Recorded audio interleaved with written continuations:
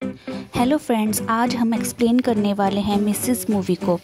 तो मूवी की शुरुआत में ऋचा को डांस करते दिखाया जाता है क्योंकि ऋचा को डांस करना बहुत पसंद होता है। अगले दिन दिवाकर, जो कि एक डॉक्टर है, ऋचा को अपनी फैमिली के साथ देखने आता है। वो लोग एक दूसरे को पसंद कर लेते हैं। फिर 2-3 मीटिंग्स के बाद शादी हो जाती है। अगले दिन सुबह उसकी सास खाना बनाने की तैयारी कर रही होती है। तभी एक बच्ची वहाँ सब्जी लेकर आ जाती है। ऋचा चटनी को मिक्सी में पीसने लगती है, लेकिन उसकी सास उसे मना कर देती है और कहती है कि तुम्हारे ससुर जी को सिलवट्टे की पीसी हुई चटनी ही पसंद है। एक सुबह दिवाकर ऋचा से अपने कपड़े निकाल कर देने को कहता है ताकि वो पहन सके। ऋचा ये सोचकर बड़ी हैरान होती है कि दिवाकर अपने आप कपड़े निकाल कर भी नहीं पहन सकता।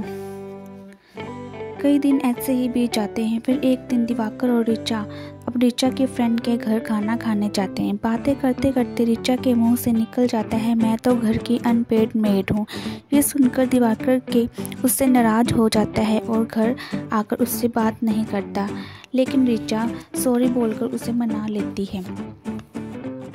अगली सुबह खाना बनाते हुए ऋचा अपनी सास से कहती है कि मम्मी जी, आप भी साथ में बैठकर खाना खा लीजिए, मैं खाना परोस देती हूँ। लेकिन दिवाकर के पापा कहते हैं कि इन्होंने कौन सा काम पर जाना है, बाद में खा लेंगी। फिर उन दोनों के जाने के बाद ऋचा की सास झूठी प्लेट में ही खाना खाने लगती है।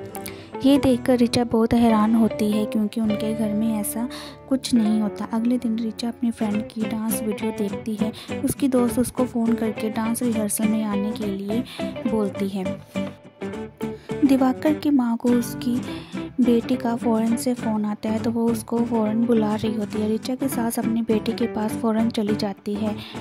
अगले दिन ऋचा अपने ससुर को चाय देने जाती है तो ऋचा के ससुर उसको चाय के लिए मना कर देते हैं और बोलते हैं कि तुम्हारी माँ तो मुझे सुबह सुबह अजवाइन का पानी देती थी। तब ऋचा अपने ससुर को अजवाइन का पानी देती है और फिर रसोई में खाना बनाने चली जाती है। फिर वो चटनी पीसने लगती है। उससे सिलबट्टे पे पीसी नहीं जाती तो वो मिक्सी में चटनी पीस लेती है। फिर वो खाना खाते समय ऋचा से पूछते हैं कि चटनी मिक्सी में पीसी है क्या, तो ऋचा हाँ में जवाब देती हैं। तो ऋचा के ससुर कहते हैं कि तुम्हारी माँ को तो सिलवट्टे में पीसने की आदत है। फिर वो उसे दिन में बिरयानी बनाने को बोलते हैं। ऋचा कुकर में बिरयानी बना देती है। लंच में जब वो अपने ससुर को बिरयानी देती है तो बोलती है कि मटन कुकर में पक ही नहीं रहा था। तब वो बोलते हैं कि फिर तो ये पुलाव हुआ क्योंकि बिरयानी को तो धीरे आंच पर पकाया जाता है। तब वो उसी रात अपनी पत्नी को बिरयानी वाली बात बताते हैं। अगले दिन ऋचा ऑनलाइन वीडियो देखकर बिरयानी बनाती है। उनको वो भी पसंद नहीं आती।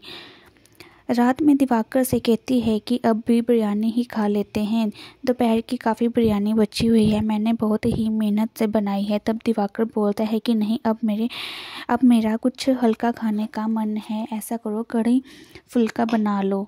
वो सारा दिन की थकी होती है तो सोने के लिए जाती है। दिवाकर उसकी मर्जी के बिना उसके साथ इंटीमेट हो जाता है, जो उसका बिल्कुल भी अच्छा नहीं लगता।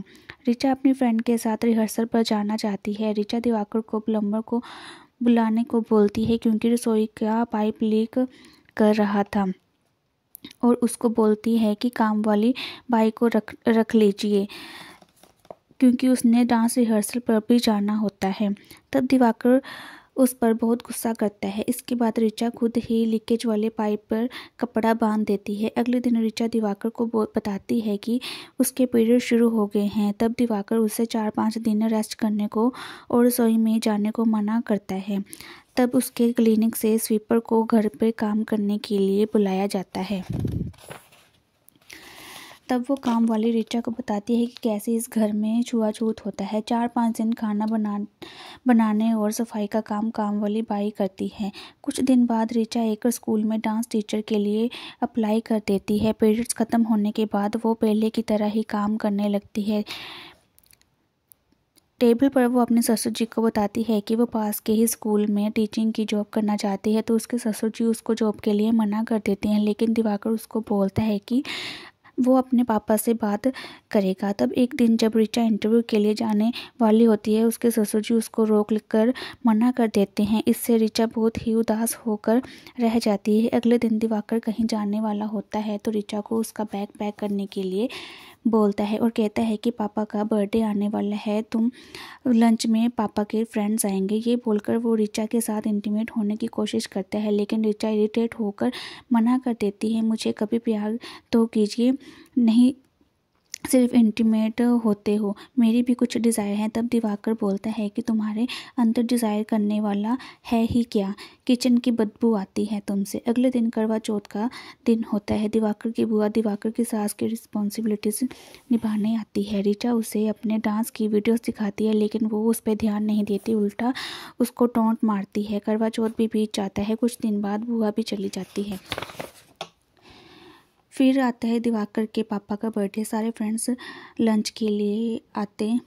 वो सारा दिन रसोई में ही बिताती है। कोई कुछ मांगता है तो कोई कुछ। तभी दिवाकर आकर उससे सोशल मीडिया से अपनी वीडियो से हटाने को बोलता है, लेकिन रिचा मना कर देती है। तो दिवाकर उस पर और भी गुस्सा करता है और गेस्ट को नींबू पानी पिलाने के लिए बोलता है। रिचा गुस्से में लीकेज वाला पानी ग्लास में डालकर मेहमानों को दे आती है। वही पानी दिवाकर के मुंह के ऊपर उछाल देती है। उसके बाद वो अपने मायके चली जाती है। नेक्स्ट सीन में रिचा डांस परफॉर्मेंस कर रही होती है और दिवाकर की दूसरी बीवी दिखाई जाती है, जो कि किचन में अपनी सास के साथ खाना बना रही होती है। इसी सीन के साथ इस वीडियो का एंड हो जाता है।